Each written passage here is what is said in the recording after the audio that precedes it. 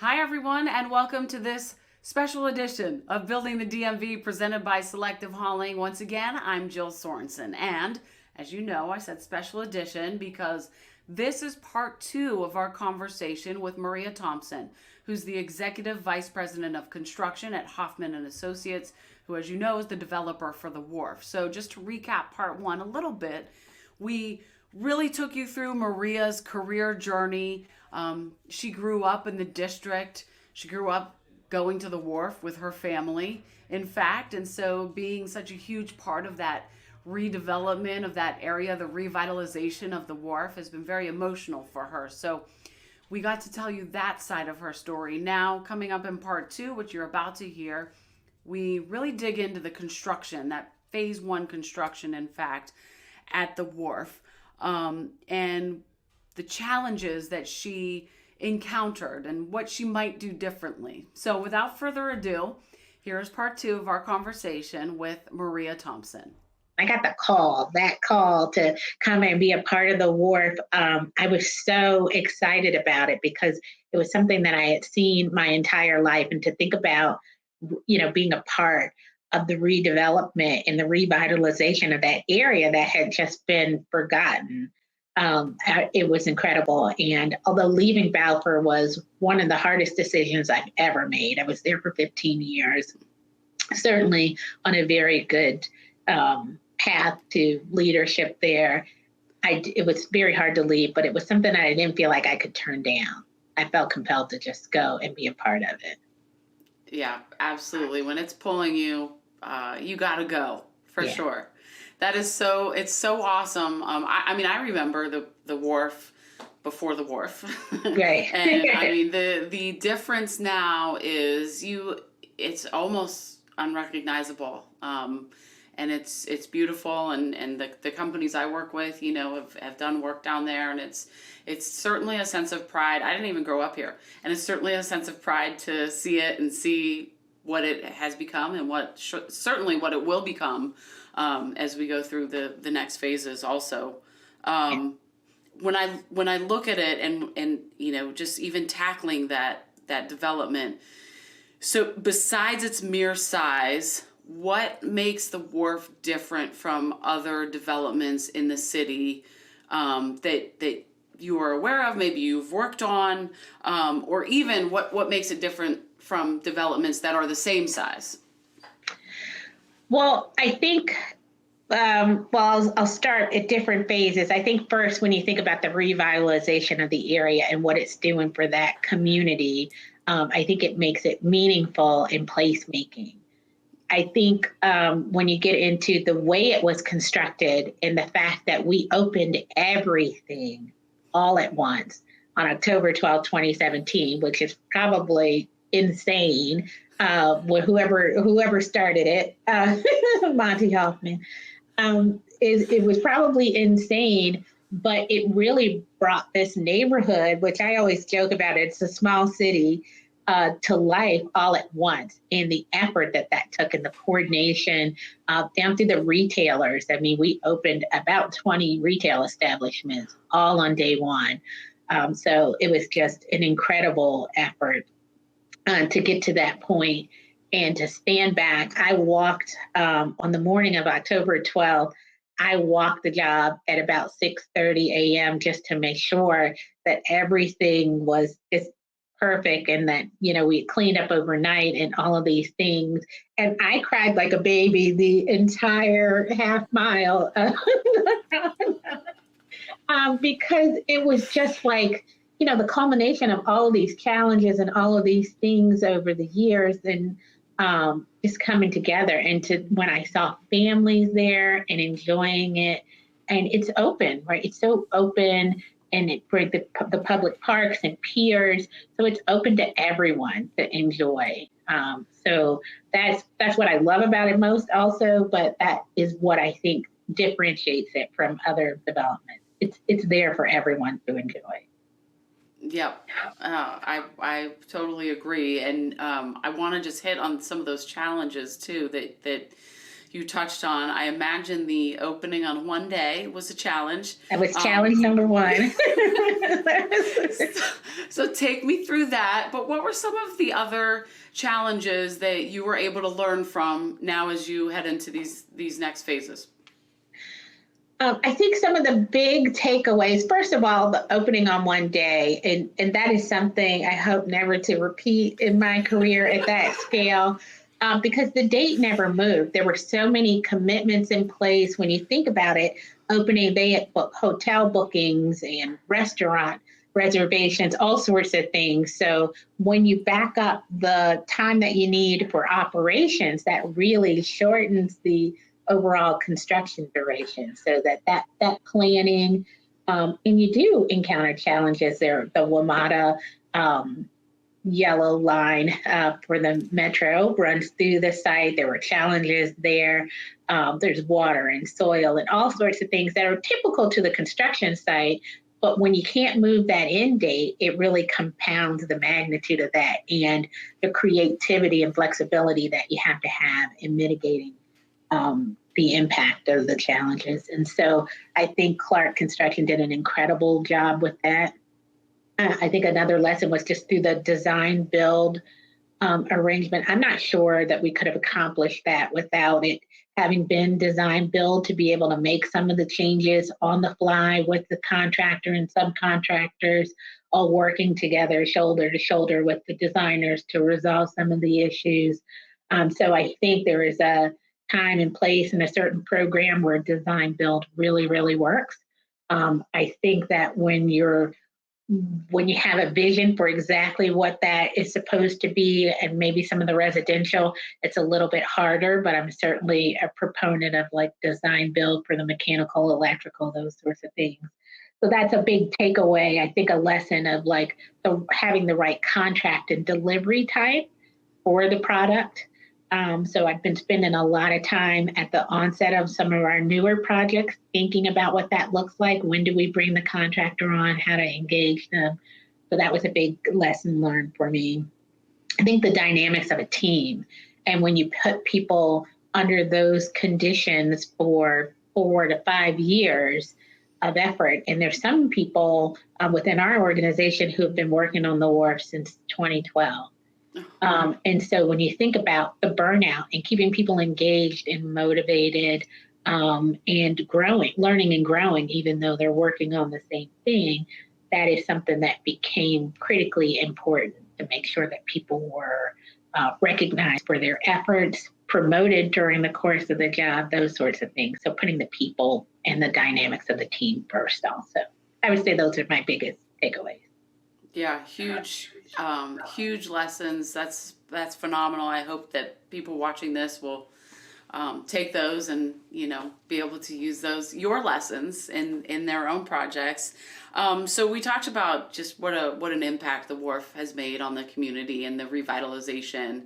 One thing I like to bring into our podcast is the community work that my guest companies take part in. And so besides the fact that the Wharf has transformed this community down there, are there community efforts that Hoffman and Associates are involved in that are important, that you see, personally? I know earlier you spoke of some of the personal mentorships and involvement that you have, but maybe are there other things that you're involved in that you would like to talk about? I just think that construction is so involved in the community because we do build for communities, but I think that the give back portion of construction is a huge part of who we are. And so I just like to hear about, some of the efforts that you guys are involved in. Sure. I'll start with, and this is something, when I joined the company, Monty Hoffman, who's the founder and chairman, Monty put a challenge on the table for a couple of things. And the first is that for all of our developments, we need to become a part and make an impact a positive impact on the communities where we're developing the projects. And so, like the Wharf, they are so ingrained in the Southwest waterfront culture, with the schools, with the library. We go, and now I've continued this with the library. We go and we build gingerbread houses, and we weren't able to do that this year, of course. With the pandemic, but it was a construction lesson. It started a few years ago through that relationship, and now it's just continued. And I think that's great. But they're doing so much within the community, creating job opportunities. I think that's something that I didn't realize the magnitude of what we were doing, but most of the restaurants and the hotels really reach out to the community there first for the hires. There are programs like Building Futures and another program for returning citizens where we created opportunities and relationships. We help interview, and my staff is very involved. We go out, we do mock interviews, we help with resumes and business attire, those things. So I think everyone's sort of grown to be a part of the Southwest community. And now as we enter these other communities, we're doing. That is very, very cool. And I love to hear, especially, when you build something of that magnitude, I love to hear about the businesses hiring from the community. Because that's the hope, right? When we build, is that we're creating jobs and we're creating a community that's already there, but we're sort of enhancing it. And I think that is really cool. Right. And I think I love the commitment from Monty and the other executives that we're going to do that, whether it's required or not by the jurisdiction. It's just something that's the right thing to do for our projects. And I appreciate that. And that is absolutely huge because I know there are a lot of requirements, when you build in DC, and a lot of projects require that. But to have, I think more and more companies are starting to do that, and you guys are probably one of the first that this is just the right thing to do. We're just going to do it, and I think it's important.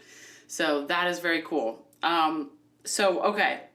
So let's get just a little more personal, okay. Too personal.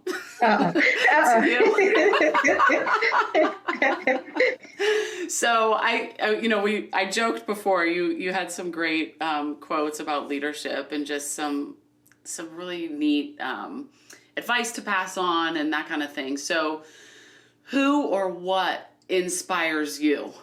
Kind of a deep thought, deep question. It is a deep question. And it's interesting because I don't know if you can tell, I'm a little bit of an extrovert, and I went through such an adjustment during the start of the pandemic and just being alone, being at home.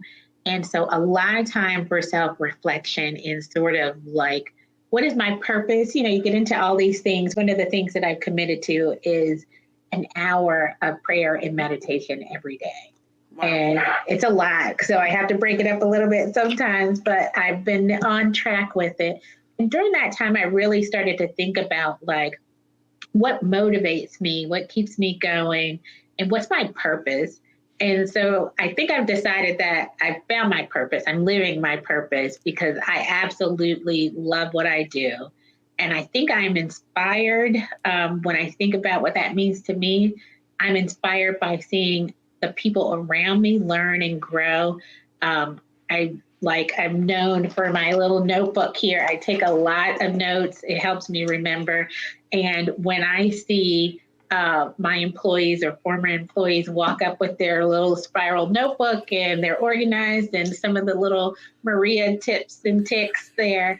I love that, to see that, I've made an impression on someone or I've helped them get better organized or whatever that might be. I love that feeling and that development. So I think that's sort of what drives me to do more and to set a better example for others, because I think I missed early on in my career the voice that I had. I didn't really feel like I had a voice. And so when people like yourself call and they want to hear the story, I'm always so humbled. Like, what do they want to know? What am I doing that, people want to hear about? But I realize more and more that I've been in the industry such a long time, and I do have a story to share, and hopefully it touches someone or helps someone. So I'm trying to be a lot more visible with my leadership in my story. And so, again, having someone say, that really helped me, or when you said that, or like you said, the leadership, that was so very kind. And those things really inspire me to keep going and to that maybe I'm doing something right. I don't know if that answered the question, but that's how I feel. That was perfect. No, that's awesome. So I first of all, that is so admirable that you're able to find, even if it's split up an hour a day to just, pray and meditate and that kind of thing. I think that I may have to strive for that. That might be a new thing I'm going to look forward to pushing myself to do. I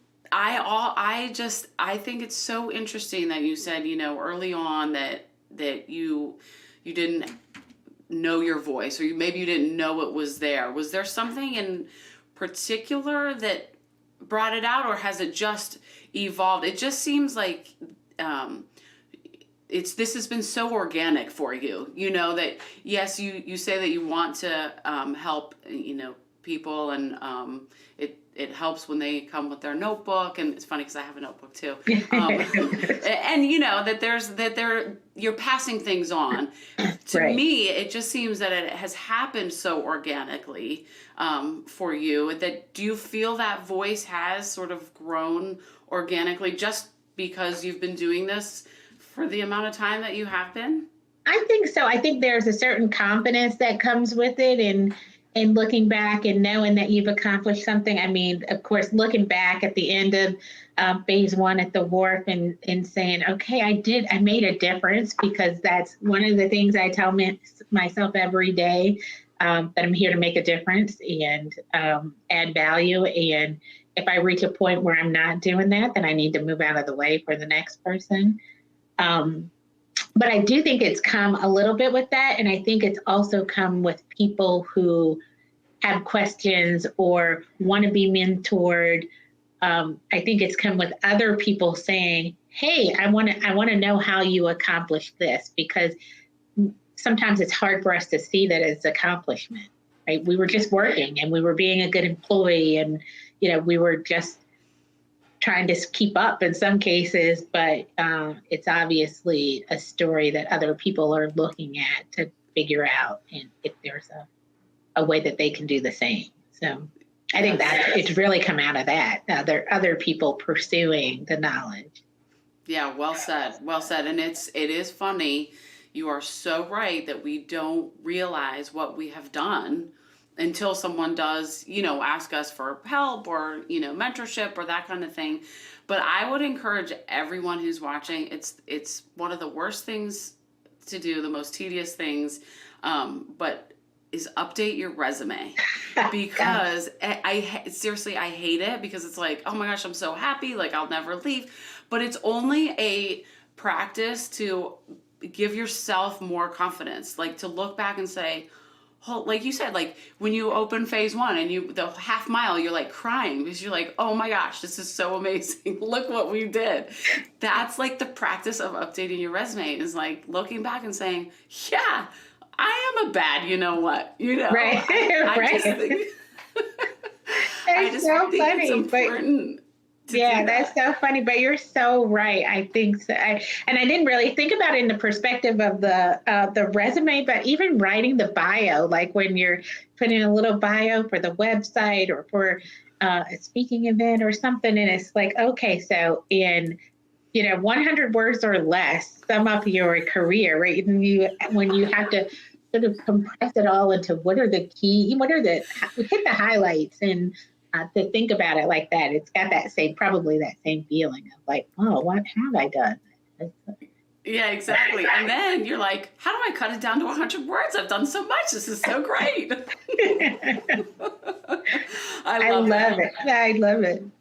All right. So we do tend to be pretty serious in construction. But when it comes down to it, this job is a lot of fun. Like, we're building real things. Yeah. So are there some fun or funny moments that you look back on that really kind of illustrate how much fun you have on the job? Yeah, I was thinking about the fact that it's a serious business first, and it is serious because there's a lot of money on the line. When you Yeah. think about the overall investment, and we're all, in our roles, we're all small parts of, and pieces of that whole, but there's a lot of money on the line, and everything's so very time sensitive. So I do think we tend to get very serious. We get locked down, and we get laser focused on the goal. But what comes out of that team building, that team bonding, facing challenges together, and sometimes the challenges are as silly, as something on the site that is just a misunderstanding. But some of the best times come out of those moments with your team, whether you're celebrating, whether you're just, commiserating, whatever it may be. I think when I think back, some of the funniest times and the stories that we kind of retell over and over are really based in the teams that I've had in those relationships. So I think that's the best part about it, the people. Yeah. Absolutely. Relationships are so important in this industry. It goes back to the trust that we talked about.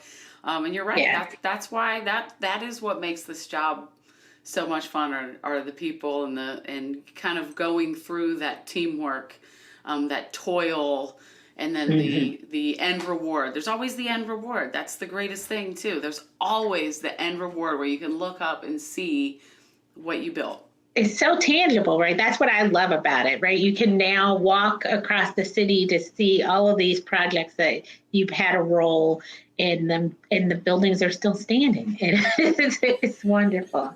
It's wonderful. That's the key, right? The building's got to still be standing. Right. It has to work.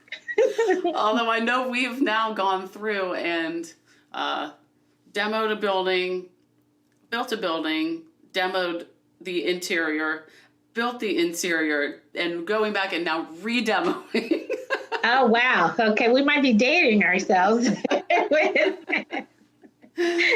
So that's funny. It's just, constant facelifts, just over and over and over. Definitely. Well, I thank you so much for your time, Maria. This was awesome. I really enjoyed it. I know our audience will enjoy it as well. And again, keep doing what you do. It's so cool to talk to you. And I know this will be the first of many of our conversations. Well, thank you so much for having me. This was great. I really appreciate it. Absolutely. And thanks to everyone for watching Building the DMV, presented by Selective Hauling. We'll see you next time. Thank you.